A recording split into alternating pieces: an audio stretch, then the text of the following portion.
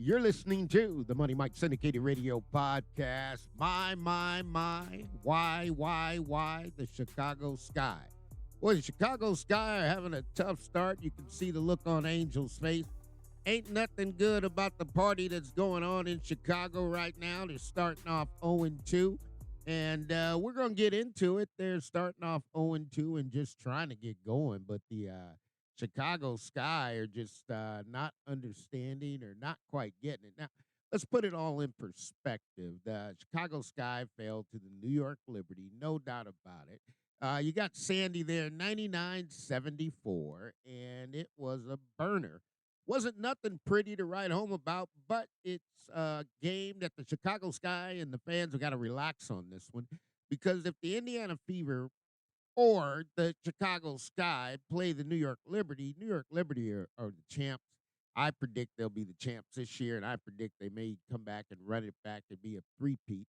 But they're too good. They're too good. They've been in structure for 3 years, from the general manager to the head coach Sandy to her husband's assistant. So they're running their system, and they locked down the Chicago Sky. What happened, Angel Reese? 27 minutes. Didn't make a field goal. Locked up. No three-pointers. 2 or 6 from the free throw line.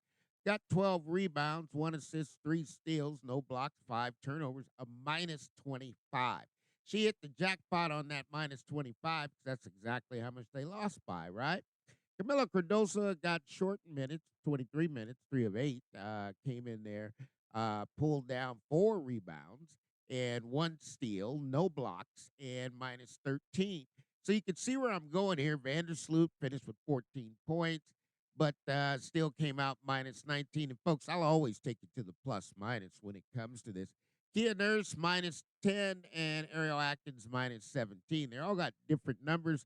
Off the bench, was there any positive that happened? Rebecca Allen, minus 22. Elizabeth Williams came in, battled 17 minutes, minus 12. Now, when you get to the other side of the party, you got to know that the Liberty are just built different, and they're built to win. They're built to get out there. Brianna Stewart dropped 12 points. 25 minutes on the floor, 4-4. Goes across the board, 2 assists, 3 steals, 2 blocks, 4 turnovers plus 24, right? So she dominated the game. Who else did? Ever since they got Natasha Cloud. Now, here's what I'm talking about. I'm going to break this down. Why the Chicago Sky did lose, what adjustments are going to need to make. Because you got to look at this. You got Ionescu and Cloud on the floor at the same time. Okay, you got Cloud coming in there back to back, 6 of 10, 4 or 5 from the 3-point line. 2 of 2 from the line, getting you 4 rebounds, 8 assists, 2 turnovers and coming out of plus 27. That's a big number to handle, right?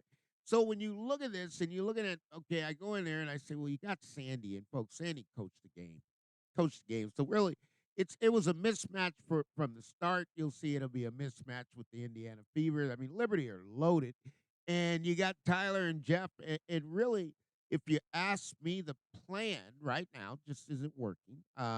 And why is the plan not working? Well, the defense assignments are not getting picked up. And when you get there with Vandersloot, you got to start with Vandersloot and how you all worked it out because you went out there, you got Vandersloot, you made a trade to get Ariel Atkins. And when all that happens, Courtney Vandersloot's got a big responsibility. And her responsibility there's a couple things going on at this point guard position because you don't have a backup that can slide in there and take it over. So you're kind of limited in what's happening. And on the defensive end, Vandersloot's not able to apply the ball pressure that's needed to 94 feet. You saw that that's where this game needs to go. And if she doesn't pick the pace up, that's going to be really tough because when I go back and I look at Vandersloot's numbers, and folks, I want you to follow me on this plus minus, right? You got her playing 25 minutes of minus 19, right? That shouldn't happen. She should be in there to control the tempo. Now, when you start getting everybody out of order, or as they call it, off script, right? You got players who are starting to go off script. Okay, and that makes it tough because now you're asking Ariel to do things that she would not normally do, or you didn't trade Ariel Atkins to come in there and play the point guard spot, right? That was Vandersloot shoot stop, and if that's not getting done, now you're trying to switch it out. Then you also got to keep in mind you got Angel Reese bopping around, and she's in a different spot, but it's not going to work if you do not have the individuals in the right place at the right time, and they're getting it. Now, you made some moves. Here's the problem.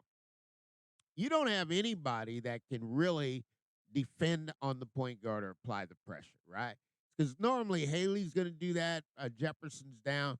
Rachel Bynum, they say, okay, she can run the point guard, but she can't apply the pressure. And if you can't disrupt the other team's offense, which you didn't even have a chance to get the liberty, right? You're gonna have problems because now everything is designed around the ball pressure on the defense and making your way back up the court. That's the Chicago Sky's problem. And here's where it gets a little deeper. You'll never get down to Camila Cardoso, right? You'll never reach that point because you're behind. And when you get behind, folks, here's what happens. You start taking shots out of the rotation of the offense.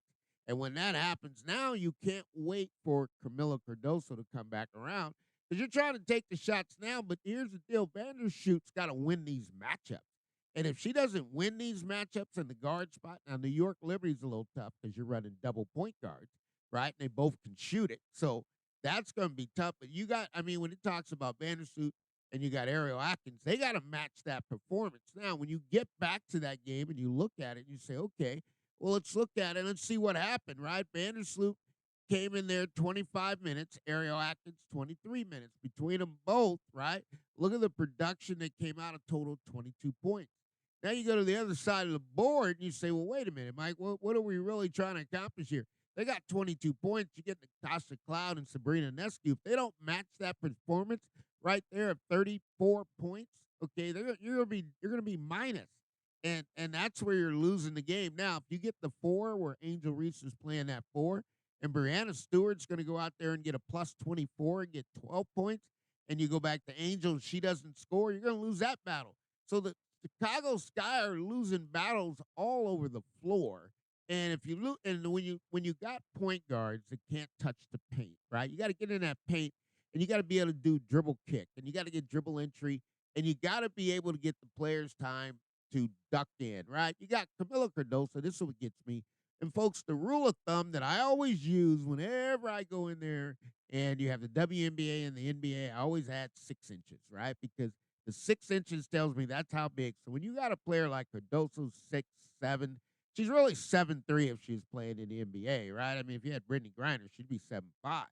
But if you got to really know how to hit the target hands. And Camila Cardoso is not even getting close to any looks that she should be getting, and that's because they don't have the patience in the offense. Now, here's the deal: it's going to be a good thing, and it's going to be a curse for the Chicago Sky, right?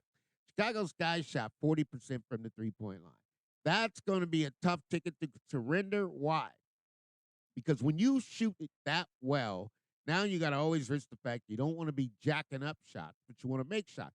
But also, the number one key ingredient here with Chicago Sky, you definitely don't want to be better shooting from the three-point line than you are from the field, which they outdid themselves, 36%.